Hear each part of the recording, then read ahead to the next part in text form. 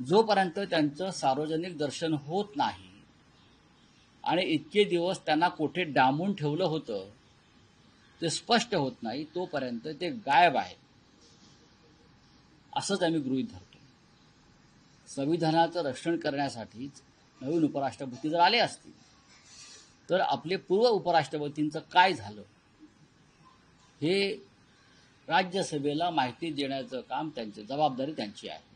राऊत साहेब, तुम्ही एक विधान केलं की विरोधी पक्षाची एकजूट दिसली हे एक, आणि दुसरं असं म्हणालात की जी मतं फुटली त्या बाबतीत आम्हाला काही मतं फुटतील असा अंदाज नाही, मतं फुटतील असा अंदाज नाही. काही मतांच्या संदर्भात जो संशय होता आणि हा संशय देशभरातला आहे, तो काय एका राज्यातला नाही ना. संपूर्ण हे इतकं मोठं देश आहे आणि देशामधले इतके खासदार आहेत, प्रत्येकाची प्रत्येकाला माहिती असते. कोणी कोणाला फोन केलेत, कोण कोणाला भेटलेलं आहे, कोणी कोणाला चहाला बोलवलेलं आहे. हां, त्यांच्याकडे पेगासिस असेल, आमच्याकडे बरंच काही ॲक्सेस असतात ना. पण राऊतसाहेब, त्यात शिंदे शिवसेनेचे खासदार किंवा नेते असं म्हणतात की महाराष्ट्रातून मतं फुटली. अजिबात नाही. शिवसेना युबीटीची 5, एनसीपीची 2 असाही दावा केला जातो. नशीब ते शिवसेना माननीय उद्धव ठाकरे पक्षाची 25 मतं फुटली असं बोलत नाहीत आणि पवार साहेबांची 27 मतं फुटली असं बोलत नाहीत. असं विधान करणाऱ्यांचा मेंदू गुडघ्यात सुद्धा नाही, त्यांना मेंदूच नाही. हे कोण लागून गेलेत आमची मतं फोडणारे? हे तुम्ही निष्ठावंत जे राहिलेत आमच्या पक्षामध्ये ताकदीनं, त्यांचा अपमान करताय सगळ्यांचा. निष्ठा या शब्दाचा अपमान आणि कलंक लावणारे हे लोक आहेत. हे जे बोलतायत कोणी, आज स्वतः विकले गेले, स्वतः शरण गेले, स्वतःचा स्वाभिमान गहाण पडला, स्वतः गुलामी पत्करतायत आणि इतरांवरती शिंतोडे उडवत आहेत. हे जे कोणी लोक आहेत शिंदे गटाचे वगैरे, त्यांना सांगा जाऊन फार शहाणपणा करू नका. नाहीतर नेपाळमध्ये जे झालंय ना, लोक रस्त्यावरती आले, हां, तसं तुमच्या बाबतीत व्हायला वेळ लागणार नाही. या महाराष्ट्रात लोक खरखत आहेत.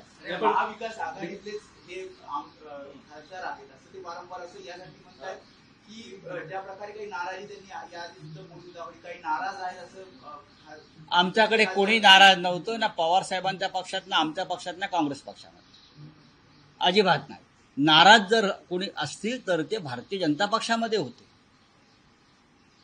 नाराज जर कोणी असतील तर ते भारतीय जनता पक्षामध्ये होते.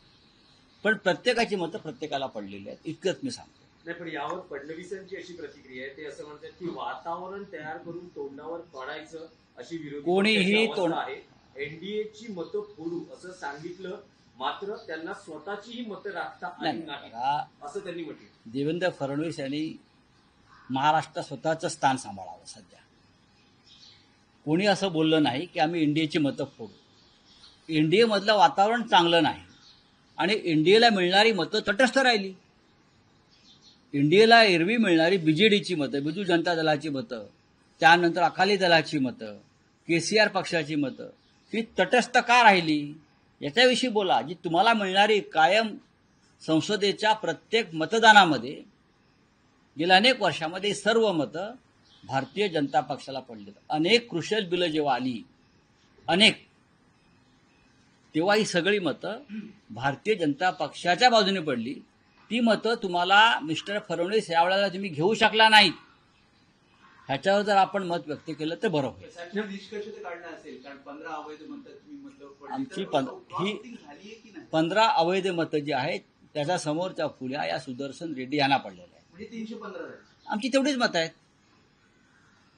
आमची मतच तेवढी आहेत. आपण ते संपूर्ण गणित दोन्ही सभागृहांचं केलं तर आमच्या मतांचा आकडा त्यापेक्षा जास्त नाहीच. आम्ही एकसंघ आणि एकजूट राहिलो. नाही, पण राऊतसाहेब, तुम्ही जे म्हणतात की संशय होता, मतं फुटली, काही आहेत अंदाज होता, तर ही जी मतं फुटली आहेत त्या बाबतीत इंडिया अलायन्स मध्ये काही मंथन होणार आहे का, किंवा काही क्रॉस वोटिंग आणि मतं फुटणं नेमकी काही गरज नाही. काहीही गरज नाही. काहीही त्याची गरज नाही. निवडणूक झालेली आहे. आम्ही आमच्या कामाला लागलेलो आहोत. काल गणेश नाईकांनी ठाण्यामध्ये मेळावा घेतला आणि त्याच्यात असं म्हटलं की रावणाच्या अहंकाराचं दहन करायचं आणि ठाण्यात सत्ता आणायची आहे. पुन्हा एकदा कवित्व पाहायला आता हा त्यांचा पक्षातला अंतर्गत विषय आहे.